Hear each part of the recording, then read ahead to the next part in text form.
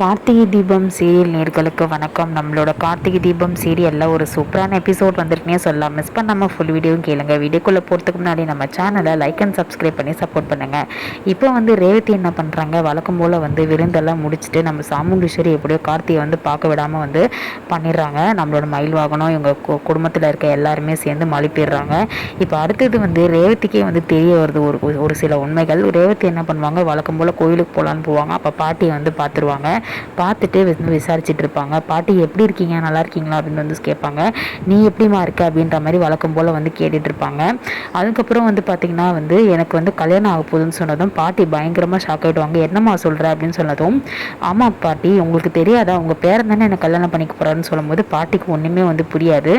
என்ன இது ரேவதி இப்படிலாம் சொல்லிட்டு இருக்கா, ஒன்றுமே புரியலையே அப்படின்னு சொல்லும்போது, என் பேரன் தான் ஏற்கனவே எனக்கு கல்யாணம் பண்ணிட்டானே அப்படின்னு சொல்லுவாங்க. ரேவதி என்ன பற்றி சொல்கிறீங்க, நீங்கள் எதை கனவு காணீங்களா அப்படின்ற மாதிரி கேட்பாங்க. இல்லைம்மா, என் பேரை ஏற்கனவே கல்யாணம் பண்ணிட்டானே, உங்கள் அம்மா தானே பிரித்து வச்சிருக்கா அப்படின்னு சொல்லும்போது பயங்கரமாக டென்ஷன் ஆகிடும். அந்த நேரத்தை கரெக்டாக என்ன பண்ணுவாங்க, சாமுண்டீஸ்வரி வந்துருவாங்க. வந்துட்டு இந்த மாதிரி என்ன ரேவதி என்ன பண்ணுறீங்க அப்படின்னு சொல்லிட்டு கேட்கும்போது, அம்மா பாட்டி இருக்காங்கம்மா, இப்போ எதுவும் பேச வேணாம் கிளம்பு அப்படின்னு சொல்லும்போது, சாமுண்டீஸ்வரி இல்லை என்ன அவள் ஏதோ கல்யாணம் அது இதுன்னு சொல்லிட்டு இருக்கா அப்படின்னு சொல்லும்போது, இங்கே பாருங்கள், இந்த விஷயத்தெல்லாம் நீங்கள் தலையிடாதீங்க அப்படின்னு சொல்லிட்டு வந்துடுவாங்க. அதுக்கப்புறம் ரேவதி எதுவும் பேசாத டக்குன்னு ஏதாவது உண்மை தெரிஞ்சிட போதுன்னு சொல்லிட்டு நம்ம சாமுண்டீஸ்வரி ரேவதி இழுத்துட்டு வந்துடுவாங்க. ரேவதி அம்மா என்னம்மா நீங்கள் பாட்டியோட பேரனை தானே நான் கல்யாணம் பண்ணிக்க போகிறேன், அப்புறம் அவங்க இல்லாமல் எப்படி, ஏற்கனவே பார்த்தீங்கன்னா நீங்கள் வேறு கல்யாணம் பண்ண பார்த்தீங்க, அதுக்கு பாட்டி இல்லைன்னு சொன்னால் பரவாயில்ல, இப்போ பாட்டியோட பேரனை தானே கல்யாணம் பண்ண போகிறேன், ரெண்டு குடும்பம் ஒன்றா சேர்ந்துன்னு பார்த்தா திருப்பியும் சண்டை போட்டிருக்கீங்க. இல்லைம்மா, பாட்டி தேவையில்லாது இப்போ எதனா ஒரு பிரச்சனையை கலப்புவாங்க, அதனால தான் கல்யாணம் முடிகிற வரைக்கும் இதை பற்றி பேச வேணாம், பாட்டி இல்லாமல் எப்படிம்மா அப்படின்னு சொல்லும்போது, ஒரு சின்ன மனஸ்தாபம், அதை நான் பேசி சமாளிச்சுக்கிறேன் அப்படின்னு சொல்லிட்டு மழுப்பிட்டு என்ன பண்ணுவான், கூட்டிகிட்டு வந்துடுவாங்க. ரேவதிக்கு டவுட் வந்துட்டே இருக்கும். ஏதோ என்ன நடக்குதுன்னே தெரியலையே, எல்லாமே தப்பாக இருக்கே, அம்மா ஏன் அப்படிலாம் நடந்துக்கிறாங்க, நேற்று என்னடானா எம்டி வரும்போது இந்த மாதிரிலாம் நடந்துச்சு அப்படின்னு சொல்லிட்டு யோசிச்சுட்டு இருக்கும்போது ரோகிணி வருவாங்க.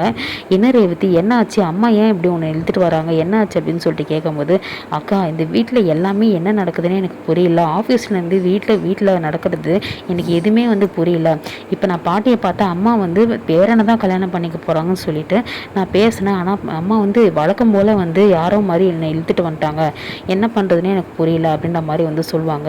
ஆஃபீஸில் என்னடானா எம்டி நம்ம அம்மா பார்த்தே ஆகணும் அப்படின்னு சொல்லிட்டு அவ்வளோ முக்கியமாக கால் வலிக்கிறத விட்டுட்டு கிளம்பி வராங்க, எனக்கு என்ன பண்ணுறதுனே புரியலக்கா அப்படின்ற மாதிரி சொல்லுவாங்க.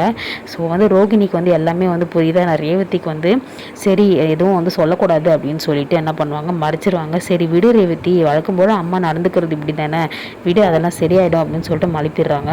அப்புறம் என்ன சொல்கிறாங்க ரோகிணி கிட்ட, நம்மளோட ரேவதி இங்கே பாருங்கக்கா, இந்த குடும்பம் ஒன்று சேரணும் அப்படின்றதுக்காக தான் நான் கல்யாணமே பண்ணிக்கிறேன், பாட்டி தாத்தா இவங்க எல்லாரும் இல்லாமல் எப்படி நான் கல்யாணம் பண்ணிக்க முடியும், வெறும் மாப்பிள்ளை அவங்க கூட இருக்கிற அவங்க தங்கச்சியை மட்டும் வச்சுட்டு எப்படி நான் அந்த கல்யாணத்துக்கு ஏற்பாடு பண்ண முடியும், ஒத்துக்க முடியும், எனக்கு எதுவுமே புரியல, அம்மா நம்பி தான் நான் இதெல்லாம் பண்ணிகிட்ருக்கேன் அப்படின்னு சொல்லும்போது ரோகிணியும் யோசிப்பாங்க.